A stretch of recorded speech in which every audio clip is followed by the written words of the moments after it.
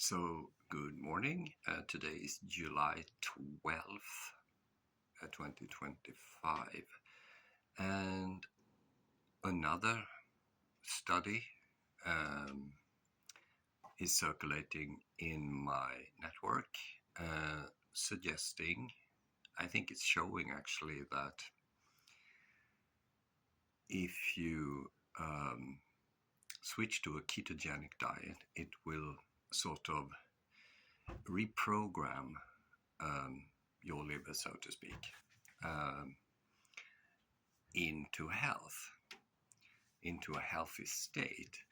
Um, and as a psychologist interested in nutrition psychology and how that influences prospective thinking and executive functioning, my question is, of course, um, is there any relationship between a healthy liver and a healthy mind, basically? So I'm trying to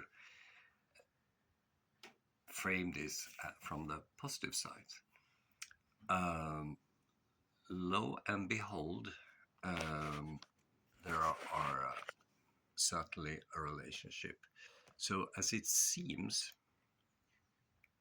from recent meta-analysis, when you have when you suffer from non-alcoholic fatty liver disease, that is when your liver is accumulating fat or building fat, but it's not from consuming alcohol. It's from consuming sugar and carbs, sugar and other carbs. The consequence seemed to be anxiety and depression. Uh, there is a more severe state of liver disease called um, non-alcoholic steatohepatitis, or NASH. And this is interesting because meta-analysis show that the prevalence of mental health issues like anxiety and depression is twice as prevalent in patients with NASH, suffering from NASH. And of course, that suggests a strong relationship between an unhealthy liver and mental health issues. And also, it gives more ammunition to the arguments which I have put forward, that even though food is not a therapy, in some cases it is if you're a psychiatrist or a psychotherapist who prescribe food as therapy, it becomes therapy, of course. But as a coach and lecturer, educator, if you like, from my viewpoint, it it shows that you can use food to improve. So even if you're in therapy, you can improve your sort of baseline health by changing your diet. And my argument is that try to cut sugar first. That's a huge step. Every little sugar cube you can take out of your diet. Now, here's the consequence. Finland has the highest level of depression per capita in the European Union. This is according to a lady who is so aggressive and angry because I'm citing her. And she said this on a conference in November 2023. She's so angry, so so I'm the expert on stuff like that with the thing she is presenting at the conference, and she has banned me from partaking. But she has also invited me to partake through her calendar. Anyway, now Finland, here's the catch: Finland has also the highest level of Alzheimer in the world, or Alzheimer's in the world. But here's the twist: the prevalence seemed to be twice as high in Finland compared to Sweden per capita. So, of all people who die in Finland, 20% die of Alzheimer. That number is 10% in Sweden. And I have checked this. We are basically the same people. We originate from Yamnaya tribes who eventually became light-skinned, light-haired, blue-eyed people. This is very common in Sweden and Finland. And Finland before Finland existed, it was the eastern part of the Swedish kingdom, where I originate from. So this is, of course, very complicated, but the precursor of Alzheimer is anger.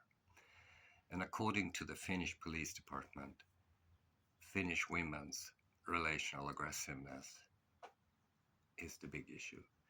So organizations in Finland have reported that mental health issues will be so prevalent in Finland in the future. So it's almost hard to believe. And the key point seemed to be Finland's own fixation with bad dietary advice. They allowed the same guy to reiterate that fat and meat is dangerous over and over and over again in Finnish state media. So it's like Finland allows themselves to bite themselves in the tail, if you like. So anyway, how do you fix it? Well, I do believe this is more ammunition to my big five, which I reiterate through all my live podcasts and which I now reiterate on my science blog. Eat healthy food that contains 30 micronutrients at least, tryptophan, choline, omega-3 fats, and it should be animal-based fat. Eat together with other people, for example, people you disagree with, because that's how business people do. They use food as the mediator, and we're social beings, so social training is very important for us. Nature and sunshine, and we need that. It's called soft fascination, and the science on sunlight. I posted those links on my science blog. Elevate the corners of your mouth. I tested this 25 years ago, and it really works. And finally, dancing. And we tested this. It's 7 years ago. We started more than 10 years ago doing the experimentation and stuff like that. And it has an impact on cognitive flexibility. And if it does that, it probably has an impact on your emotions. So my big fives. I'm going to be live again this evening, 6 p.m. local Finnish time.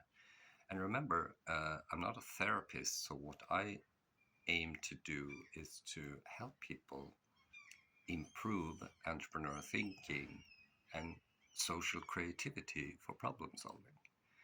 And I do this with coaching. You just join me and you follow my lifestyle.